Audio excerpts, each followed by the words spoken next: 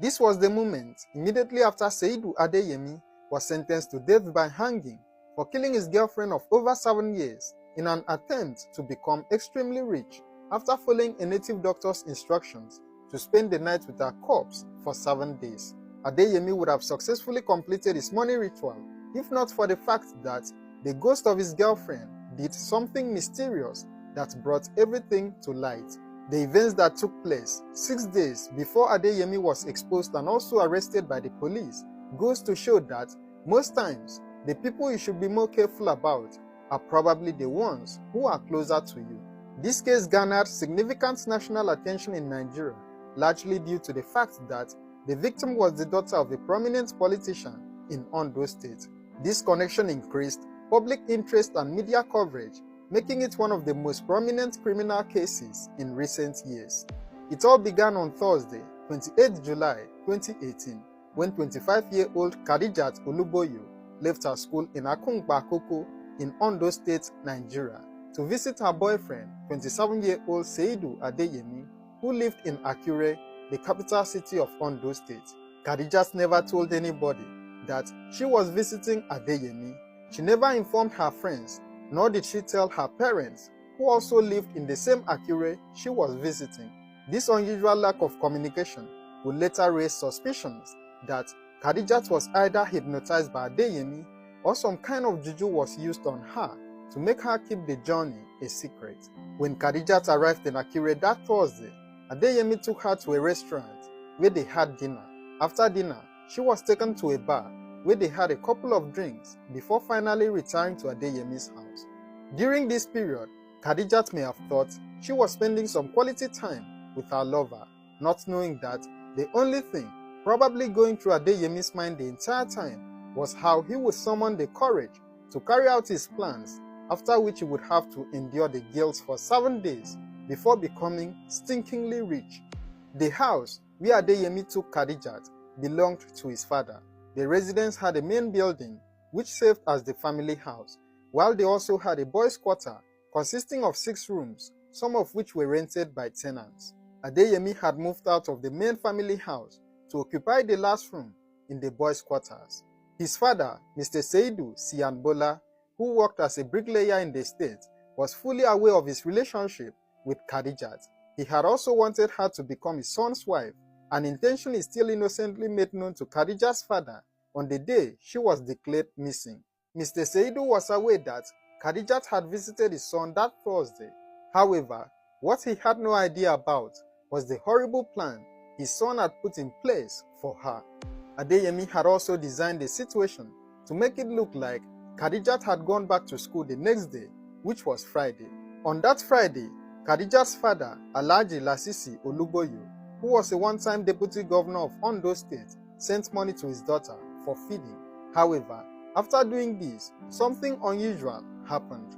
Normally, whenever Mr. Lasisi sends money to his daughter, she would call to thank him immediately after she got the credit alert. Surprisingly, Khadijat never called his father to confirm that she had received the money. This made Mr. Lasisi to inform his wife about the strange behavior. The mother started calling her, but all her phones were switched off. Khadijat had 2 mobile phones and 4 SIM cards. One of her mobile phones was dual SIM, while the other was single SIM. She often carried the extra SIM card in her bag in case she needed to swap it with another one. The parents couldn't reach or hear from Khadijat throughout the weekend, but on Monday, luck shone on them, and Khadijat's phone finally rang for the very first time. After the phone rang, someone picked the call, but never said a word. The parents could hear sounds in the background, but Khadijat never said anything to them during the course of the call. After this brief encounter, Khadijat's phone went off again, only for the parents to receive a text message from her saying that the mouthpiece of her phone was bad and that she would insert the SIM in another phone. The parents may have heaved a huge sigh of relief after receiving the text from their daughter, not knowing that the text message was just a decoy to enable some evil people to buy enough time to cover their tracks. The parents waited anxiously for Khadijat to swap her SIM card and then called them, but sadly, the call never happened. That same Monday, Khadijat's friend called the parents to inform them that she had been calling Khadijat's numbers, but none of them were going through. According to her, the two of them finished lectures on Thursday, after which they took the same bike to their houses. They didn't have any lectures on Friday, so none of them went to school that day. However, when she got to the lecture hall on Monday and couldn't find Khadijat, she began calling her numbers. The friend had also received a text message from Khadijat telling her that she was on her way back to school. This was how the parents got to know that their daughter had visited Akure without informing or even dropping by to see them. At this point, the parents had considered Khadijat missing. They reached out to the police, who began tracking her phones. After her two phones were tracked, it showed that Khadijat was indeed in Akure. However, the location of the two phones indicated that she was on her way back to school. Shortly after this, the parents received another text message from Khadijat saying that she had been kidnapped and that they should wait for a negotiation team. It was at this point the parents realized that the location of Khadijat's phones were perfectly planned to make it look like she was heading back to school, thereby giving the perpetrators enough time to cover their tracks. When word spread that Khadijat was missing, Adeyemi's father learned about it and then called Mr. Lasisi to inform him that his daughter had visited his son on Thursday but left on Friday morning. Mr. Seidu also disclosed to him that Khadijat used to visit his son in the past but suddenly stopped coming. He innocently added that Khadijat was the type of girl he wanted his son to marry. That was when Mr. Lasisi caught him to remind him that they were not talking about marriage, but rather the fact that his daughter was missing and they were actively looking for her. It was also said that Mr. Seidu later called to pray with them for the safe return of their daughter. Adeyemi was also contacted by Mr. Lasisi, but he also gave the same response he sold to his own father. He maintained that Khadijat visited him on Thursday, but left on Friday morning. About 6 days after Khadijat had gone missing, something very mysterious happened. Adeyemi's younger brother, identified simply as Mutiu, had a strange dream. In the dream, he saw himself being haunted by the ghost of Khadijat.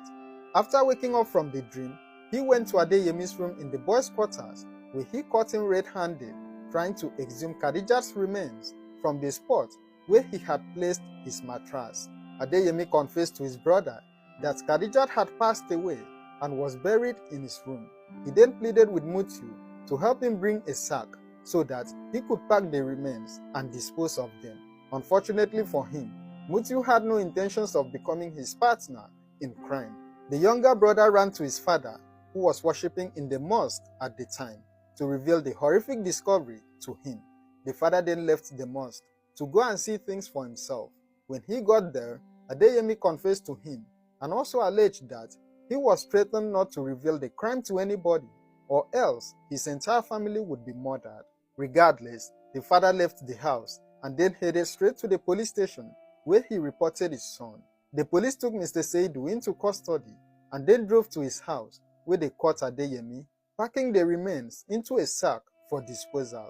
Adeyemi was immediately arrested and taken into custody, while Khadijat's remains were recovered for post-mortem examination.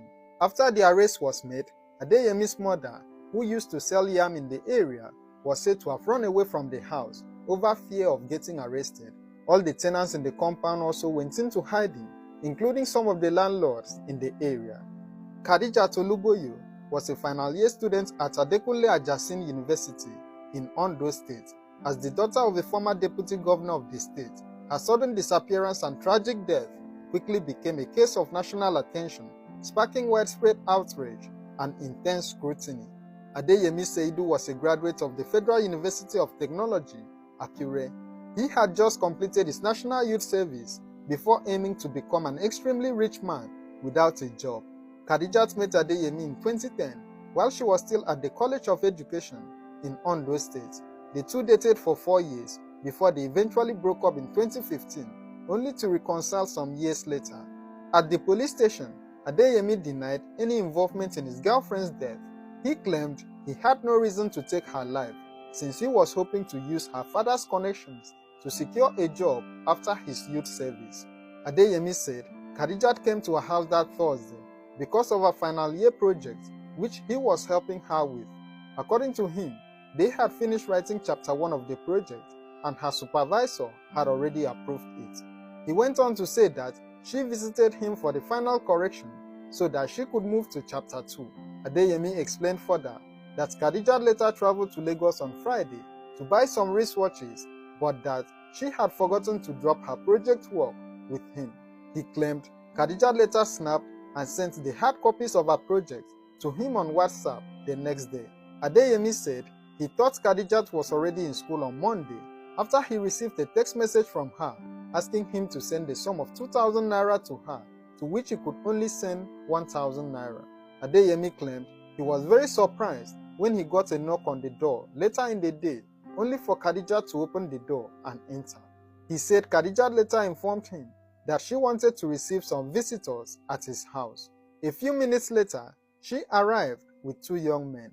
He stated that he was not surprised as this was not the first time she had brought people to his house. According to him, after exchanging greetings with the visitors, he left them alone in the room. However, about 30 minutes later, one of the young men called him back inside. When he entered, he saw that the boy was holding a firearm while the other was taking advantage of Khadijat. Adeyemi alleged that he heard Khadijat pleading, saying she will not tell anybody. However, one of the men strangled her, while the other threatened to kill him if he made any noise.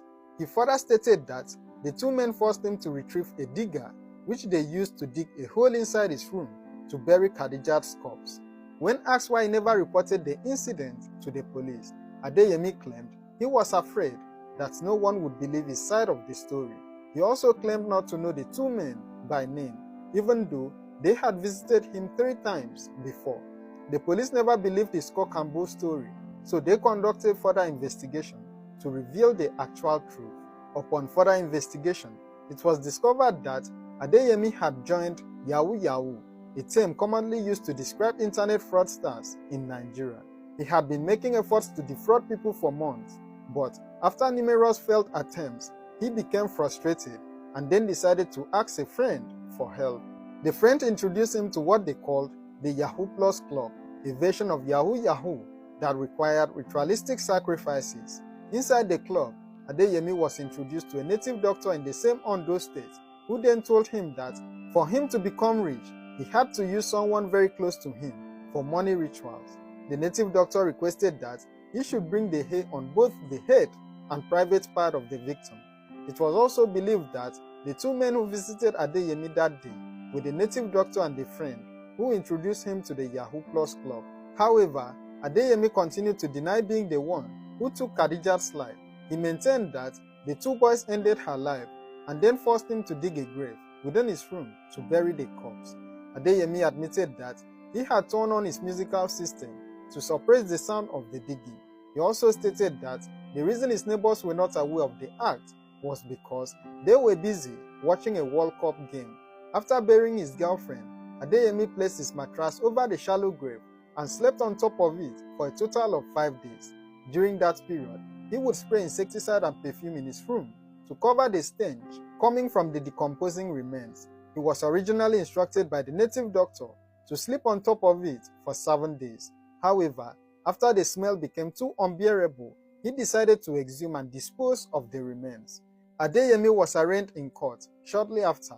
Then in March 2019, he was sentenced to death by hanging after it was proven through autopsy results that Khadijat didn't die a natural death.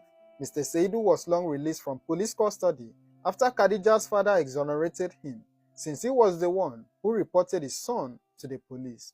No other suspects were arrested in connection to Khadijat's death to date. May her soul continue to rest in peace. Share your thoughts on this case in the comments below, and don't forget to like, share and subscribe to this channel for more true crime stories. Thank you for watching and stay safe.